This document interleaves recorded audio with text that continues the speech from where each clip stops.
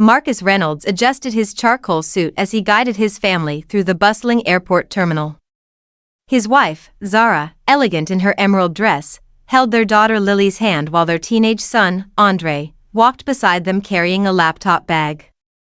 The Reynolds family moved with quiet confidence, having earned their first-class tickets through years of Marcus's brilliant innovations in quantum computing software. "Boarding pass, please," requested the gate agent with a warm smile. "Welcome aboard, Mr. Reynolds. First class is to your right after boarding." The family settled into their spacious first-class seats, Lily excited about her first flight in the fancy section, as she called it.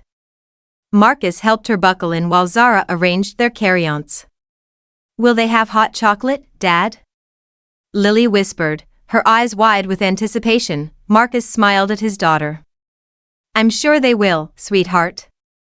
This is going to be a wonderful trip." The plane had nearly finished boarding when a blonde flight attendant named Sarah approached their row. She glanced at the Reynolds family, her eyes narrowing as they settled on Marcus. "Excuse me," Sarah said sharply. "These are first-class seats. I need to see your boarding passes." Marcus reached for his phone. "Of course, here they are." Sarah examined the digital passes with obvious skepticism. "These don't look right. Are you sure you're in the correct seats?"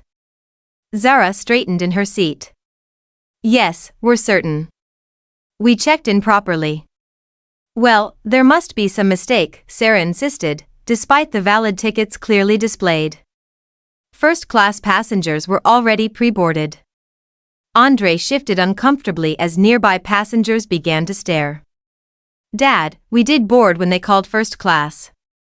"I understand that," Marcus replied calmly. "Ma'am, our boarding passes are legitimate. Is there a specific issue?" "I just need to make sure everything's in order," Sarah responded, though she hadn't questioned any other first-class passengers. "Perhaps you misunderstood the boarding announcement." Lily clutched her stuffed elephant tighter. "Did we do something wrong, Mommy?" Zara squeezed her daughter's hand. "No, sweetheart. There's just a misunderstanding." Marcus took a deep breath. "Perhaps your supervisor could help clarify things?" "I'll continue with the confrontation," Sarah returned with another flight attendant, a tall man named Robert, who appeared uncomfortable with the situation. "These passengers are being difficult," Sarah declared loudly. "They're insisting these are their seats, but I suspect they've snuck into first class." Several passengers turned to watch the unfolding scene. Marcus maintained his composure, though his jaw tightened. "We have valid tickets," he stated firmly, displaying them again. "There's no reason for this treatment." Robert examined the tickets and nodded. "These appear correct, Sarah." "Well, something doesn't feel right," Sarah persisted. "I'm calling security. We can't delay takeoff for this." Zara leaned forward. "This is completely unnecessary. Our family has done nothing wrong." "Mom, everyone's staring," Andre whispered, his face burning with embarrassment. Two security officers boarded the plane moments later. The captain announced a brief delay. "What seems to be the problem?" asked the first officer, Officer Diaz. Sarah pointed at the Reynolds family. "These passengers are causing a disruption. They won't verify their seating assignment properly." Marcus stood slowly, keeping his hands visible. "My family has valid first-class tickets.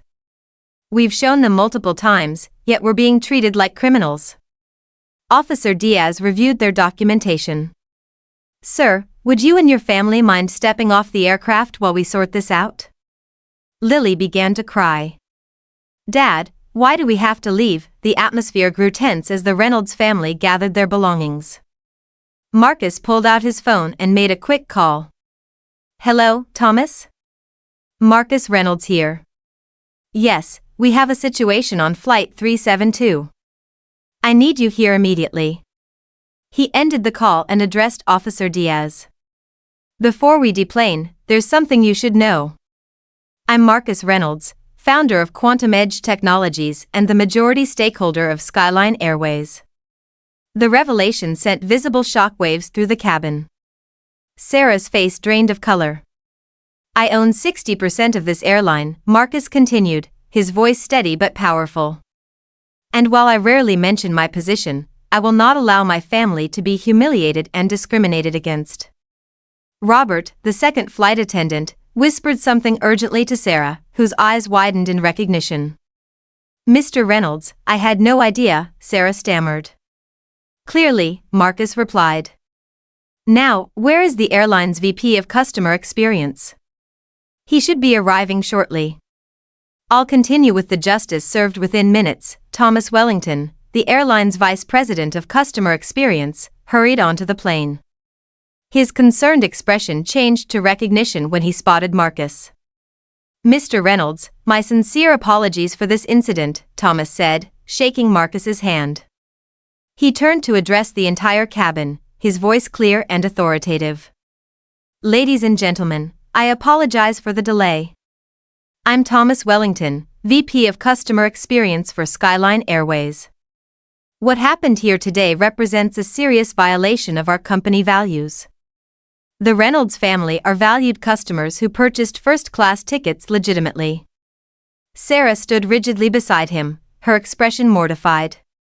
Officer Diaz stepped back, realizing the gravity of the situation. Effective immediately, Thomas continued, Sarah will be removed from this flight and placed on administrative leave pending a full investigation.